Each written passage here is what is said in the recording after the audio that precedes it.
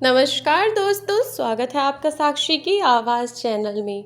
तो दोस्तों, आज की कहानी का शीर्षक है गांव की अनपढ़ माँ। जब बच्चों को खटकने लगी और दिन रात में उन्हें ताने सुनाने लगे, तो अपने बच्चों और उनके पिता को सबक सिखाने के लिए बुजुर्ग पत्नी ने किया कुछ ऐसा अजूबा कि बुढ़ापे में भी पूरे शहर में उनका नाम गूंज उठा।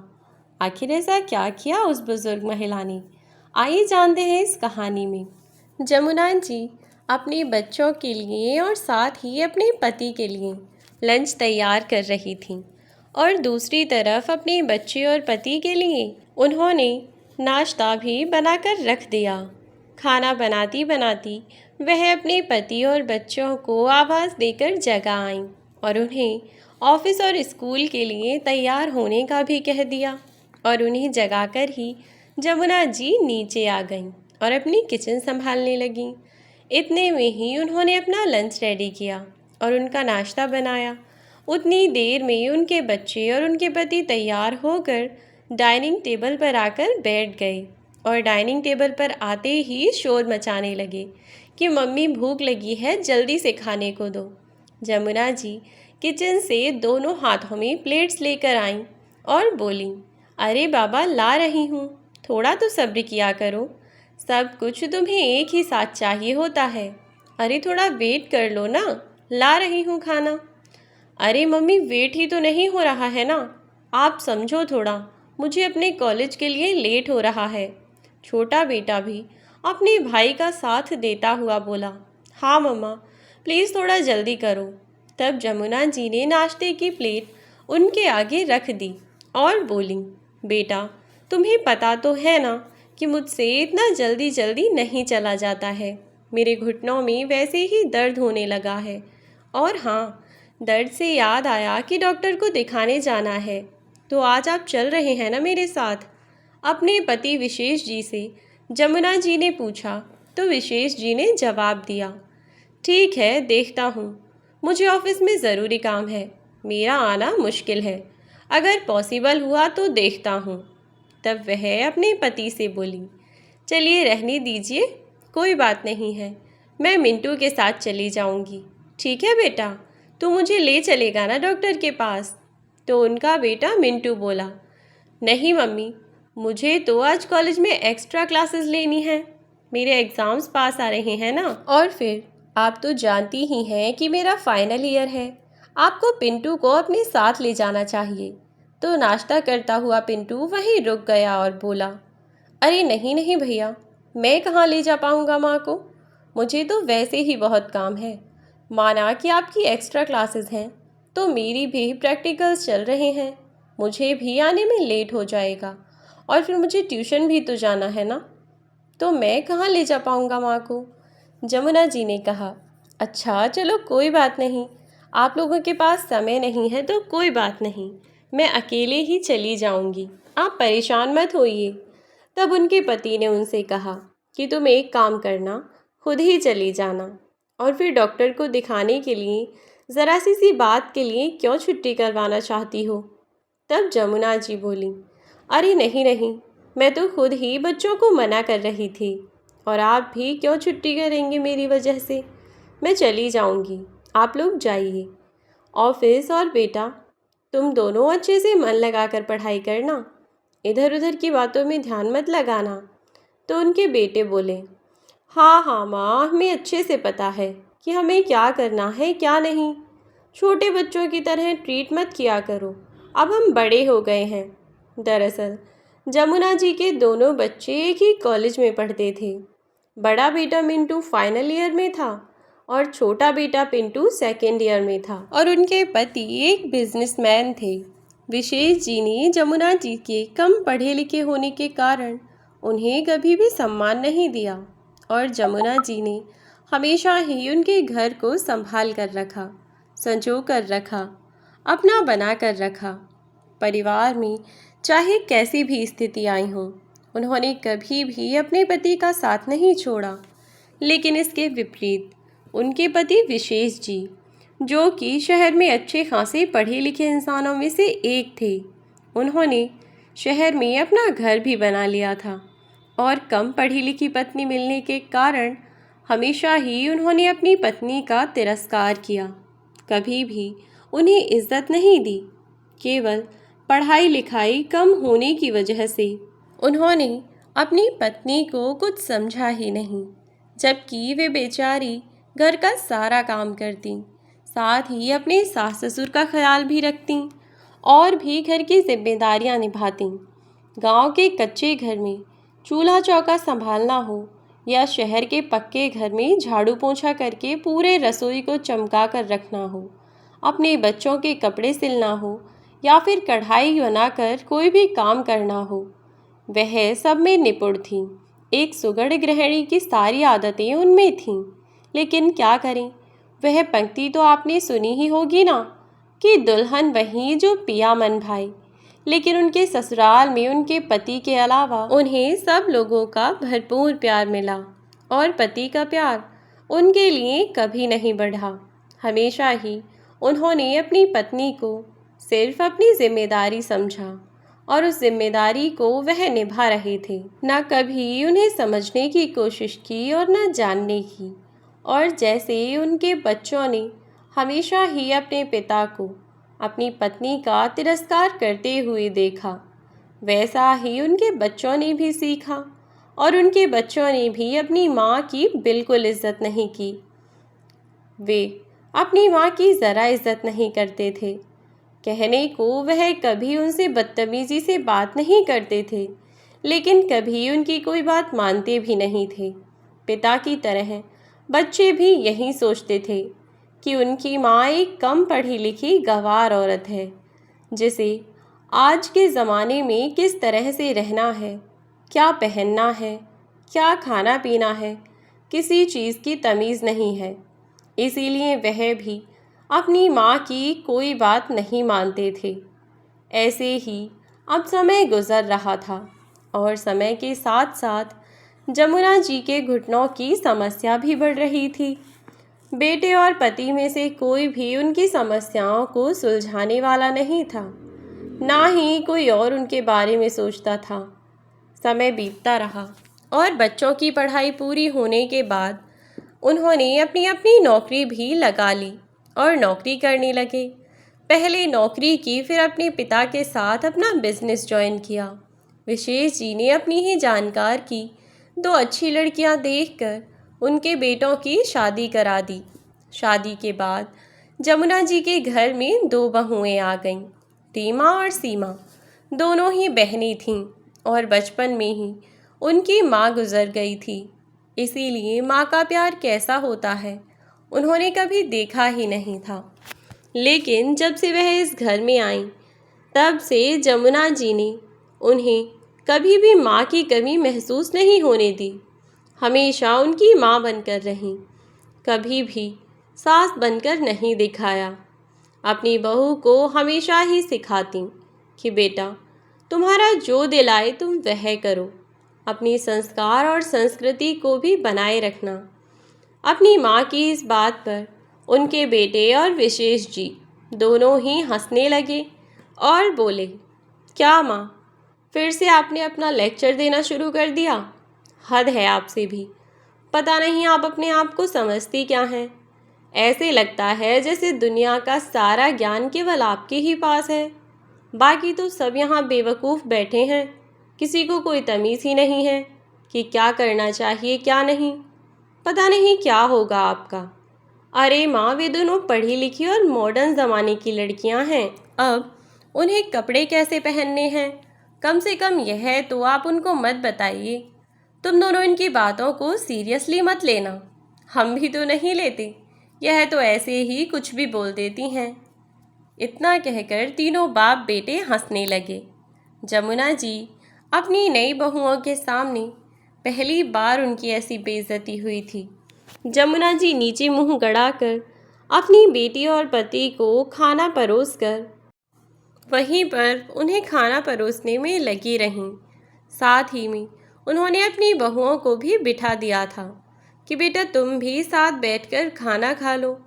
जमुना जी की आंखें इस बात को सुनकर नम हो गईं और जब उन्हें एहसास हुआ कि उनके बेटे और उनके पति ने उनकी नई बहू के सामने भी उनकी बिल्कुल इज्जत नहीं रखी, अब वे दोनों क्या सोचेंगी उनके बारे में? सम्मान देंगी या फिर इन तीनों की तरह ही वे दोनों भी उन्हें अपने इशारों पर नाचाने के लिए तैयार रहेंगी? बस यह सब सोच कर के ही बेचारी परेशान थीं और उनकी आंखों से आंसू टेबल पर गिर गया, जिसे उनकी छोटी बहू ने देख लिया। छोटी बहू ने जब अपनी सास के आंसू देखे तो उसने फट से अपनी सास को अपने पास वाली चेयर पर बिठा दिया और बोली, अरे मम्मी जी, कमाल करती हैं आप भी। आप क्यों सबको खाना परोसती हैं? यहाँ सब लोग हैं ना, और फिर खाना तो बन ही चुका है। सब लोग अपने लिए खाना तो खुद भी कर सकते हैं ना। आप बैठिए और हमारे साथ बैठकर खाना खाइए। क्यों, है ना दीदी? तब बड़ी बहू बोली, हाँ हाँ बिल्कुल माँ जी, आप हमारे साथ बैठकर ही खाना खाइए, हमें भी बहुत अच्छा लगेगा। तब जमुना जी का दुख थोड़ा कम हुआ और वह अपनी बहुओं और बेटों के साथ बैठकर खाना खाने लगीं। इधर उनकी बहू को अब तक यह तो समझ आ ही चुका था कि जमुना जी के पति और उनके बेटे उनकी बिल्कुल इज्जत नहीं करते और ना ही वे उन्हें कुछ समझते हैं। लेकिन वह दोनों अभी नई नई थीं और इस बारे में भला क्या ही कर सकती थीं। जब रात हुई तो उन्होंने अपने पति से बात की, लेकिन उनके पति विशेष जी ने उनकी किसी भी बात को गौर से नहीं सुना और उनकी बात को अनसुना करते हुए जाकर अपने बिस्तर पर सो गए। अगली सुबह फिर से सबका वही रूटीन शुरू हो गया। दोनों बहन नहा धोकर तैयार हो गईं और उन्होंने घर में बहुत ठीक ठाक कपड़े पहने। दरअसल जमुना जी के 2 बेटे और 1 बेटी थी। ना ही तो दोनों बेटों में से कोई एक भी उन्हें कुछ समझता था और ना ही उनकी बेटी ही उन्हें कुछ समझती थी। उसकी माँ उससे यदि किसी चीज़ के लिए मना करे तो वह उस काम को बहस से किया करती थी। उसे अपनी माँ की कोई परवाह ही नहीं थी, ना ही सोचती थी कि वह जो कह रही हैं उसके भले के लिए कह रही हैं, बल्कि उसे तो लगता था कि उसकी माँ गंवार है, बेवकूफ़ है, वह जो भी कह रही हैं कहने दो, उसकी बातों का कोई मोल नहीं है। ऐसे ही वे दोनों बेटे और उनके पति थे। उनके पति के कारण ही उनके घर में यह सब हो रहा था। बचपन से ही उन्होंने अपने बच्चों के सामने अपनी पत्नी की बेइज्जती की। विशेष जी ने अपने बच्चों के सामने कभी भी अपनी पत्नी को इज्जत नहीं दी। यदि कभी बच्चों से कुछ कहती तो बच्चों की तरफदारी किया करते और उन्हें सुना दिया करते, और हमेशा से असर यही पड़ता कि उनकी पत्नी जमुना जी की वैल्यू इस घर में पूरी तरह से घट चुकी थी। उनके बच्चे तो उनकी इज्जत बिल्कुल भी नहीं करते थे और इधर उनके पति उठकर जब वह अपने पति और अपने बच्चों के लिए ही खाना बनाने लगीं तो थोड़ी सी लेट हो गई, और इसी बात पर घर के सभी बच्चों ने और साथ ही उनके पिता ने अपनी पत्नी को खूब सुनाया। पहले विशेष जी आए और उन्होंने जमुना जी के अस्तित्व पर ही सवाल उठा दिया कि तुम्हारा होना या ना होना इस घर में एक जैसा है, तुम किसी काम की नहीं हो, तुम्हें बस एक काम सौंपा है और वह भी किचन का, तुमसे वह तक नहीं होता। अरे तुमसे अच्छी तो काम वाली बाई है, कम से कम उसे जो काम बोलो वह कर तो देती है, लेकिन तुम तो उससे भी ज़्यादा गई गुजरी हो। बेवकूफ़ औरत, ना काम की ना धाम की, दुश्मन अनाज की। इतना कहना था कि विशेष जी का कि उनकी पत्नी पर तो जैसे आसमान टूट पड़ा। बेचारी एकदम से परेशान हो गई और उनकी आंखों से आंसू छलक पड़े। उन्हें रोता हुआ देखकर विशेष जी गुस्से में वहाँ से चिल्लाते हुए निकल गए कि यह मगरमच्छ के आंसू किसी और को दिखाना, मुझ पर इनका कोई असर नहीं होने वाला, आया समझ। इतना कहकर विशेष जी निकले कि उनके पीछे पीछे उनका बेटा और बेटी भी यह कहते हुए निकल गए कि बस ठिन ठिन करके दिखा देती हैं, मगरमच्छ के आंसू दिखाने आते हैं बस, कितना ड्रामा करती हैं फालतू का। इतना कहकर चले गए। जब बहू ने अपनी सासू माँ को रोते हुए देखा तो उनसे उनके रोने की वजह पूछने लगी। तब रोते रोते उन्होंने सब कुछ अपनी बहुओं को बता दिया। वे बेचारी रोती हुई अपने कमरे में चली गईं और इधर बहुएं परिवार की सभी लोगों का व्यवहार देखकर बहुत दुखी थीं। उन दोनों की बेशक माँ नहीं थी, लेकिन दोनों ही बहन बहुत आदर्शों वाली थीं। शहर में रहकर भी खुद को मॉडर्न बनाने के साथ साथ उन्होंने अपने पिता के दिए हुए संस्कारों का भी पालन किया। परिवार में सभी की इज्जत किया करती थीं, सबसे प्यार और सम्मान से बात करती थीं। जमुना जी की बहू मॉडर्न और संस्कारी भी थीं। वे अपने ससुर, ननंद और हस्बैंड के साथ कहीं बाहर ऑफिशियल पार्टी में जाती तो उसी तरीके से रहा करती थीं, लेकिन घर में हमेशा ही जैसे उनकी सास रहती थीं वैसे ही रहा करती थीं। अब जब यही सब देखते देखते उनकी बहुओं को काफ़ी दिन गुजर गए और उन्होंने नोटिस किया कि उनकी सास की उस घर में कोई वैल्यू नहीं है, जिसे देखो वह सुना जाता है। और एक दिन तो हद ही हो गई। जमुना जी ने विशेष जी के कपड़े धोए तो उनमें तो गलती से किसी ने सफ़ेद कपड़ों में रंगीन कपड़ा डाल दिया, जिसकी वजह से उनके सारे कपड़े खराब हो गए। इस बात को लेकर विशेष जी ने जमुना जी को दुनिया भर की बातें सुना दीं और उनसे बोले कि तुम्हें रहने सहने की कोई तमीज़ ही नहीं है, एकदम अनपढ़, जाहिल और गंवार औरत हो। मेरे माँ बाप ने पता नहीं क्या सोचकर तुम्हें पसंद किया था और मेरे गले में टांग दिया। जिस दिन से शादी हुई है उस दिन से ही पछता रहा हूँ। तुम्हें तो कोई काम धाम आता नहीं, बस तुम्हें करना ही क्या होता है, यह घर के काम ही तो करती हो, और उसमें भी आधे काम तुम ऐसे बिगाड़ कर रख देती हो। Useless lady. जब वह उन कपड़ों को उठाने लगीं तो विशेष जी ने उनका हाथ पकड़ लिया और नौकरानी को कहा कि वह कपड़े उठाकर ले जाए, और साथ ही उस नौकरानी के सामने ही उन्होंने जमुना जी को बहुत सुनाया कि तुझसे तो अच्छी यह नौकरानी है, कम से कम इतनी तमीज़ तो है कि कैसे काम कैसे करने चाहिए। तुझे तो इसके जितनी भी तमीज़ नहीं है। तू तो इस घर की नौकरानी बनने के भी लायक नहीं है। पता नहीं कैसे बहुरानी बना दिया। जब बड़ी बहू ने यह सब सुना तो उसे बहुत बुरा लगा, जबकि उसने सुबह देखा था कि वह रंगीन कपड़ा किसी और ने नहीं बल्कि उसकी ननंद ने डाला है। रोती रोती जमुना जी ने कहा भी था कि मैंने कोई रंगीन कपड़ा नहीं डाला, शायद किसी बच्चे ने गलती से डाल दिया होगा। लेकिन विशेष जी तो उनकी बात सुनना ही नहीं चाहते थे। वह तो उन पर चढ़ बैठे और बस उन्हें सुनाते रहे। जबकि बड़ी बहू ने भी कहा था कि पापा जी मम्मी जी को इतना मत सुनाइए, आप सर्वेंट के सामने उन्हें कुछ भी कह रहे हैं। और फिर यह कपड़ा मम्मी जी ने नहीं डाला, सच में दीदी ने ही डाला था। तो विशेष जी ने अपनी बहू से कहा, अरे बेटा तुम इसकी तरफदारी मत करो, मुझे पता है कि गंवार औरत ने तुम्हें अपनी बातों में उलझा रखा है और तुम समझती हो कि यह बहुत दिमागदार है, पर सच में यह पागल है, पागल।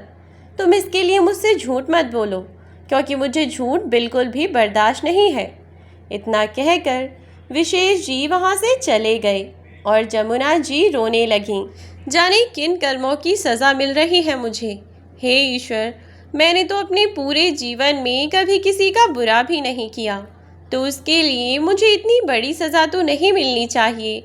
यदि मैंने अनजाने कोई गलती की भी हो तो जीवन भर मैंने केवल इन लोगों के बारे में सोचा, लेकिन फिर भी इनमें से कोई एक भी मेरे बारे में नहीं सोचता। सब के सब अपनी अपनी ज़िंदगी में खुश हैं। किसी को गंवार लगती हूँ तो किसी को अंधविश्वासी, यहाँ तक कि इन्हें मेरी पूजा पाठ से भी परेशानी है, मेरे पहनने ओढ़ने से परेशानी है। जाने मैं इस घर में क्यों हूँ। तब उनकी बहू ने उन्हें संभाला और चुप कराते हुए कहा, मम्मी जी, हर किसी का इस जहाँ में आने का कोई ना कोई मकसद ज़रूर होता है, आपका भी कोई मकसद ज़रूर होगा, और फिर अपनी खूबियाँ सब में अलग अलग होती हैं।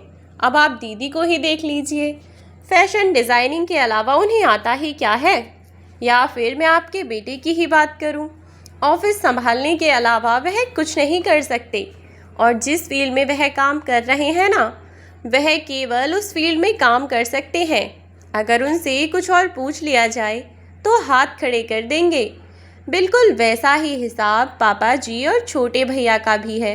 लेकिन आपको केवल पढ़ाई ही तो नहीं आती, उसके अलावा आप बहुत कुछ करती हैं। क्या नहीं करती हैं आप? घर में कुक की ज़रूरत हो या मेड की, उसे आप पूरा करती हैं। हाउस होल्ड मैनेजमेंट का सारा काम आप देखती हैं। कब किसके लिए कौन सी चीज़ चाहिए आपको पहले से ही पता होता है। यहाँ तक कि आप सबके लिए समय से पहले तैयार रहती हैं। घर गृहस्थी के सारे कामों में आपके आगे भला कौन है? कढ़ाई हो, सिलाई हो या बुनाई हो या कोई और काम, आप सब कुछ कर सकती हैं। और माँ, सच्चाई तो यह है कि यह लोग एक घरेलू महिला को या उसके काम को कुछ समझते ही नहीं हैं।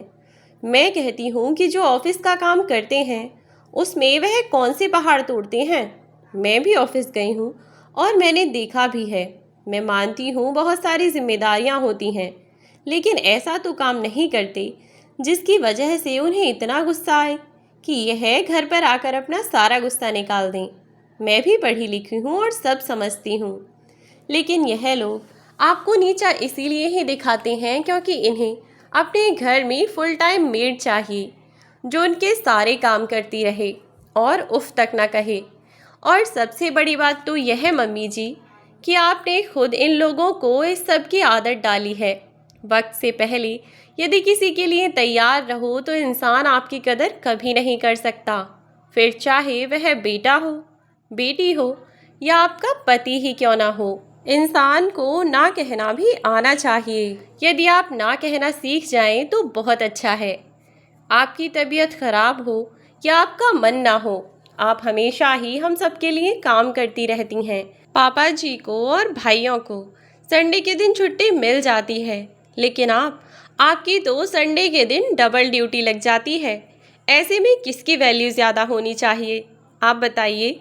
उस इंसान की जो ऑफिस के एक कमरे में मज़े से बैठा बैठा ऑर्डर चलाता है पर पैसे कमाने का पूरा एहसान दिखाता है, घर की औरतों को पांव तले दबाकर रखना चाहता है, या उस इंसान का जो उनके सुख दुख में हमेशा उनकी भागीदारी रही, किसी भी हालात में किसी भी सिचुएशन में उनका साथ दिया। और पापा जी हमेशा से तो इतने अमीर नहीं रहे होंगे ना मम्मी जी, आपने उनका तब भी सपोर्ट किया होगा, उनका साथ भी दिया होगा। तब जमुना जी ने अपनी बहू को बताया कि जब वह और उनके पति अपने बड़े बेटे के साथ शहर में आए थे तब उनके पास कमाई का कोई जरिया नहीं था। वह पहले एक छोटी सी कंपनी में नौकरी करते थे। उनका हाथ बटाने के लिए जमुना जी घर पर ही कपड़ों की सिलाई किया करती थीं, और शहर जैसी जगह में नौकरी से ज़्यादा अच्छी कमाई अपने हाथ की कारीगरी से की जा सकती है। बिल्कुल वैसा ही था वहाँ भी। जितना पैसा विशेष जी अपने महीने भर की ड्यूटी से कमाते, उतना पैसा बल्कि उससे कई गुना ज़्यादा पैसा जमुना जी अपने घर पर बैठकर सिलाई करके कमा लिया करती थीं। उन्होंने दिन रात मेहनत की और अपने पति का साथ दिया, और कुछ सालों में पैसे जोड़कर विशेष जी ने एक छोटी सी कंपनी की शुरुआत की। ईश्वर का साथ रहा और उन्होंने मेहनत की। यह जमुना जी की प्रार्थनाओं का फल रहा कि वह दिन दोगुनी और रात चौगुनी तरक्की करने लगे। उसके बाद तो अभी तक उनका शुरुआत में 2 गज के प्लॉट में ही कंपनी थी। देखते ही देखते कब 500 गज और 500 गज से 1000 गज, और फिर एक ब्रांच से दूसरी ब्रांच बढ़ती ही चली गई। और जब बच्चे इतने बड़े हो चुके हैं तब उनकी कोई कीमत नहीं रही जिन्होंने उन परिस्थितियों में उनका साथ दिया। जब बहू को यह सब पता चला तो वह बहुत दुखी हुई, और उन्होंने अपनी सास को समझाया कि मम्मी जी इस तरह से कुछ नहीं होगा, आपको हिम्मत से काम लेना होगा और अपने आप को थोड़ा कठोर बनाना होगा। जब तक आप इन सबको अपनी अहमियत का अंदाज़ा नहीं दिलवाएंगी तब तक यह लोग आपको सिर्फ एक काम वाली बाई ही समझते रहेंगे। माफ़ कीजिएगा मम्मी, मुझे गलत मत समझिएगा। मैं सिर्फ आपको इस घर में अपने परिवार के साथ हंसी खुशी देखना चाहती हूँ, जैसे परिवार के बाकी सदस्य रहते हैं, बिल्कुल वैसे ही। अब इसके लिए उनकी बहुओं ने एक उपाय सोचा कि वह अपने ससुराल में पति को अपनी सास की वैल्यू समझाएंगी, और दोनों बहनों ने मिलकर प्लान किया। उन दोनों बहनों ने अपनी सासू माँ को पूरी तरह से बदलने का प्लान किया। उन्होंने अपनी सास को कहा कि क्यों ना वह एक छोटा सा बुटीक स्टार्ट कर दें, जिससे वह फाइनेंशियली इंडिपेंडेंट भी हो जाएंगी और उन्हें किसी की बातें सुनने की ज़रूरत भी नहीं रहेगी, और घर भी सभी लोगों को उनकी अहमियत भी घर पर पता चल जाएगी। पहले तो उन्होंने इस बात के लिए मना किया, लेकिन जब बहुओं ने बार बार समझाया तो आखिरकार वे मान गईं। और अब बुटीक के लिए पैसे कहाँ से आते? कुछ पैसे जो बड़ी बहू और छोटी बहू को उनकी शादी के समय पर शगुन में मिले हुए थे। कुल मिलाकर उनके पास इतने रुपए हो गए कि वे बुटीक तो खुलवा ही सकें। जब उन्होंने अपनी सास को बुटीक खुलवा दिया तो सभी लोगों के तेवर बदल गए। बेटी बेटे नहीं, कैसे संभालेंगी बेचारी, इन्हें तो कुछ आता जाता ही नहीं है। विशेष जी ने भी हंसते हुए कहा, अरे जमुना, तुम तो खामखा हाथ पैर मार रही हो। तुम्हें चाहिए ही क्या? खाना पीना, पहनने के लिए कपड़े, सब कुछ तो तुम्हें मिल ही जाता है ना, फिर किस चीज़ की कमी है तुम्हें? तो जमुना जी ने कहा, सम्मान की कमी है। सबसे ज़्यादा कमी मुझे सम्मान की और मान की है, जो आप लोगों से मुझे कभी नहीं मिला। मेरा आत्मसम्मान खो जाने के बाद आप लोगों ने मेरा मान सम्मान भी मुझसे छीन लिया। वह बच्चे जिन्हें अपने माँ बाप का ख्याल रखना चाहिए, वे बच्चे उल्टा मुझे ही बातें सुनाते हैं। क्यों आखिर? इसमें मेरे बच्चों की भी क्या गलती है? जब उनके सामने उनके पिता ने ही कभी मेरा सम्मान नहीं किया तो भला वे क्यों करने लगे? लेकिन बस, अब बहुत हुआ। इससे ज़्यादा मैं सहन नहीं कर पाऊँगी। अब मेरी बर्दाश्त की हद ख़त्म हो गई है। अब मुझे भी अपना सम्मान प्यारा है। मैं अब यह काम पैसा कमाने के लिए नहीं, बल्कि सम्मान कमाने के लिए करना चाहती हूँ। और फिर अब मुझे किसी चीज़ की परवाह नहीं है, जो होगा देखा जाएगा। अब तो जमुना जी ने भी कमर कस ली और उनकी दोनों बहुएं, उन्होंने उनका हर कदम पर साथ दिया। घर वालों ने उनका बहुत मजाक बनाया, पर इन सब चीज़ों को नज़रअंदाज करते हुए उन्होंने सिर्फ अपनी बहुओं की सुनी। जैसे बेटे होने चाहिए थे वैसी बहुएं मिली, लेकिन जैसी आज के ज़माने में बहुएं होती हैं वैसे ही उनके अपने बेटे थे। यूं ही समय बीत रहा था और उनके बुटीक पर ऐसा कोई ख़ास काम नहीं आ रहा था। वह अपने घर के काम निपटाने के बाद बुटीक पर चली जाया करती थीं, साथ में बहुएं भी चली जाया करतीं। एक दिन उनकी छोटी बहू को एक आइडिया आया। उसने कहा, मम्मी जी, आप शहर में कितने लोगों के कपड़े बनाती हैं, और मैं और दीदी जब भी डैडी जी और दीदी के साथ कहीं पार्टी में जाते हैं तो हम रेडीमेड ड्रेस खरीदते हैं। क्यों ना इस बार आप ही हमारे लिए कोई अच्छी सी ड्रेस बना दें, जो कि मॉडर्न भी हो और यूनिक भी हो। छोटी बहू का यह आइडिया उन्हें बहुत सही लगा। तब उन्होंने अपनी बहू को कहा कि बेटा, बात तो तुम बिल्कुल सही कह रही हो, ऐसा ही करना चाहिए। अब मैं एक काम करती हूँ, इस बार जिस फंक्शन में तुम जाओगी ना, उसके लिए तुम दोनों की ड्रेस मैं ही तैयार करूँगी, और आप अपनी उस नकचढ़ी ननद को मार्केट ले जाना और उसकी पसंद की ड्रेस दिलवा लाना। फिर देखते हैं कि कौन ज़्यादा खूबसूरत लगता है। वैसे भी मेरी बहुएं तो चांद का टुकड़ा हैं। ऊपर से मैं ड्रेस ऐसी बनाऊंगी कि पूरी पार्टी में सिर्फ तुम ही तुम नज़र आओगी। ऐसा ही हुआ भी। कुछ ही दिनों बाद विशेष जी ने अपनी बहुओं और बेटों को कहा कि उन्हें एक बड़ा ऑर्डर मिल सकता है, और जिस क्लाइंट से उन्हें ऑर्डर मिल सकता है उस क्लाइंट ने ही आज अपने घर पर पार्टी में उन्हें विद फैमिली बुलाया है, और इसीलिए उन सब लोगों को साथ जाना है। दोनों बहुओं ने अपनी सास को यह बात बता दी। तब जमुना जी ने दिमाग, समय और पैसा खर्च किया और अपनी बहुओं के लिए बेहद खूबसूरत ड्रेस बनाई जो कि मॉडर्न होने के साथ साथ भारतीय संस्कृति को भी फॉलो कर रही थी और जिनमें उनकी बहू भी पूरी तरह से कंफर्टेबल थीं। वास्तव में जमुना जी ने ऐसी ड्रेस बनाई कि जब उनकी बहुएं उस पार्टी में वह ड्रेस पहनकर पहुंचीं तो वे दोनों सबसे अलग दिख रही थीं, बेहद खूबसूरत लग रही थीं। जब उनकी वह ड्रेस वहाँ पार्टी में कुछ और लेडीज़ों ने नोटिस की तो उन्होंने उनसे पूछा कि तुम अपनी ड्रेस कहाँ से लेती हो या तुमने यह ड्रेस कहाँ से ख़रीदी है, किस मॉल से। तब उन दोनों ने मना कर दिया कि यह ड्रेस हमने किसी मॉल से नहीं खरीदी बल्कि सिलवाई है। हमारी टेलर बहुत ही टैलेंटेड और कलाकार हैं। वह ऐसी ड्रेस बनाती हैं कि शायद आपने पहले हमें किसी पार्टी में अभी तक देखा नहीं है। दोनों बहुओं ने अपनी सास की और तारीफ़ें बढ़ा चढ़ा कर की और इस पार्टी में बहुत सारे लोगों ने उनकी सासू माँ यानी कि जमुना जी से ड्रेस बनवाने के लिए कहा और उनका एड्रेस पूछने लगे तो उनकी बहुओं ने अपनी सास के बुटीक का एड्रेस दे दिया। अगली सुबह कई सारी लेडीज़ उनकी बहू के साथ उनकी बुटीक पर आ पहुंची और अपने लिए अलग अलग तरह की ड्रेस बनवाने को कहा। उन्होंने सबके लिए यूनिक ड्रेस बनवाए। उनमें से कुछ सोशल मीडिया प्लेटफॉर्म पर भी एक्टिव रहा करती थीं, जिन्होंने पिक्चर्स पोस्ट की तो लोगों ने एड्रेस मांगा उन ड्रेसेस को देखकर और इस तरह से देखते ही देखते जमुना जी का बुटीक चल पड़ा। अब तो उनके बुटीक पर उन्होंने 4-6 काम करने वाली लड़कियां भी रखी हुई थीं, क्योंकि वह अकेली सारा काम नहीं संभाल पाती थीं।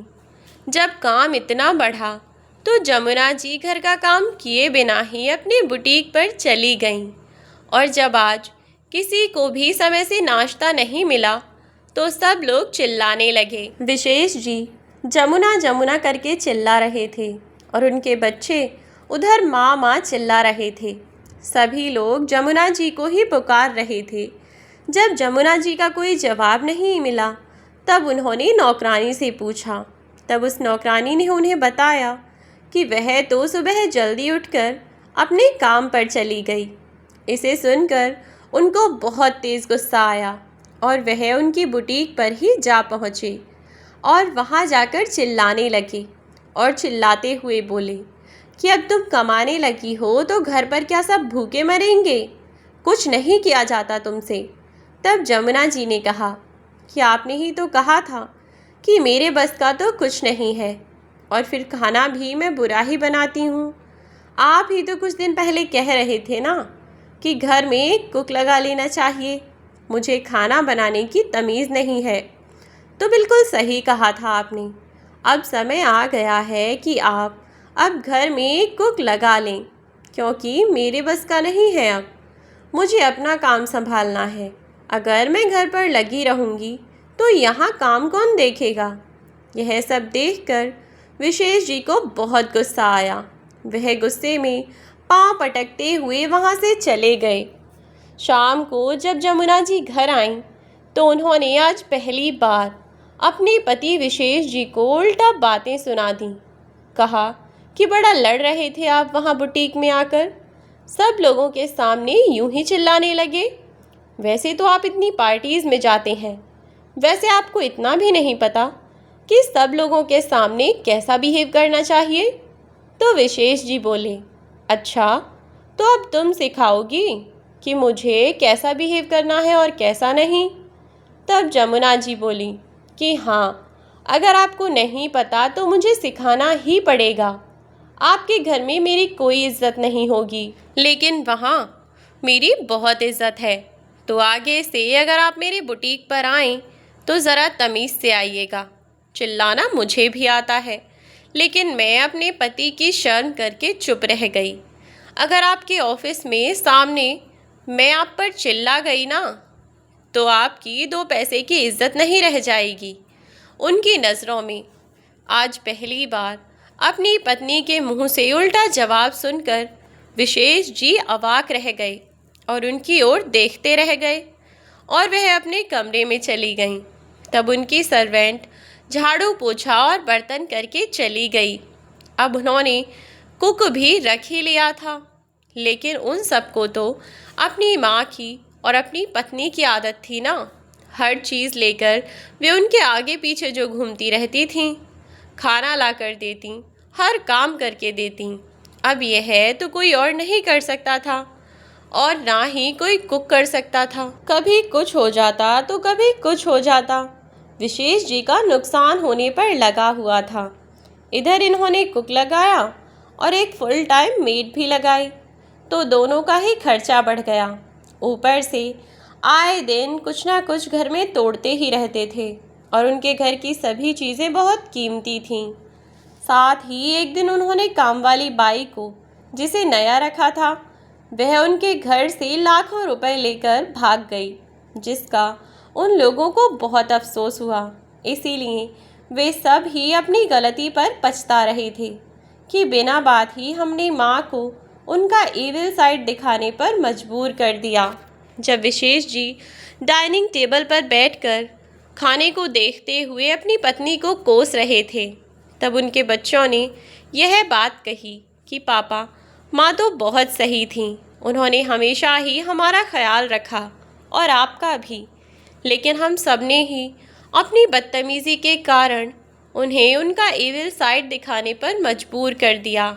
और अब जब उनके पास कोई रास्ता ना रहा तो वे बेचारी क्या करती।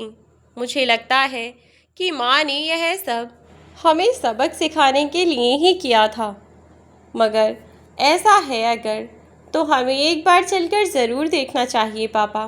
क्या पता हम माँ से माफ़ी मांगें तो वह हमें माफ़ कर दें और फिर से पहले जैसी बन जाएं।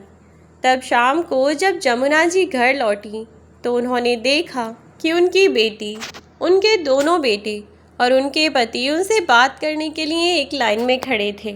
उन्हें देखते ही उनके बच्चे तो हाथ जोड़कर उनसे माफ़ी मांगने लगे कि माँ, हमें माफ़ कर दो, हमने आपके साथ बहुत गलत बर्ताव किया है।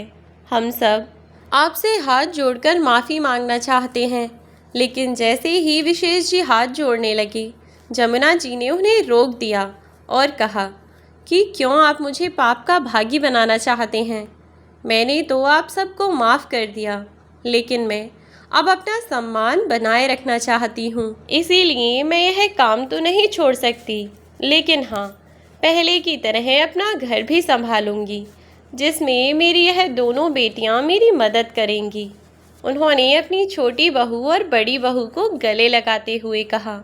पूरे परिवार में खुशी का माहौल छा गया और सब लोग खुश हो गए और ऐसे ही हंसी खुशी एक साथ रहने लगे। जमुना जी को उनकी बहुओं के कारण उनका सम्मान वापस मिला और अब वह अपने पूरे परिवार में पूरे हक और सम्मान के साथ खुशी खुशी अपना जीवन बिता रही हैं। तो दोस्तों, यह थी हमारी आज की कहानी। आज की कहानी आपको कैसी लगी कमेंट बॉक्स में ज़रूर बताएं। वीडियो यदि अच्छी लगी हो तो वीडियो को लाइक करके शेयर कर दें और प्लीज़ मोटिवेट करने के लिए आप वीडियो को लाइक कर दें अगर अच्छी लगे तो। और साथ ही कोई और कहानी आपके पास हो तो हमें लिख भेजें दी हुई मेल आईडी पर। कहानी में अंत तक बने रहने के लिए धन्यवाद। आज के लिए बस इतना ही। मिलती हूँ नई वीडियो में एक नई कहानी के साथ। तब तक के लिए बाय बाय मेरे प्यारे दोस्तों, अपना ख्याल रखें।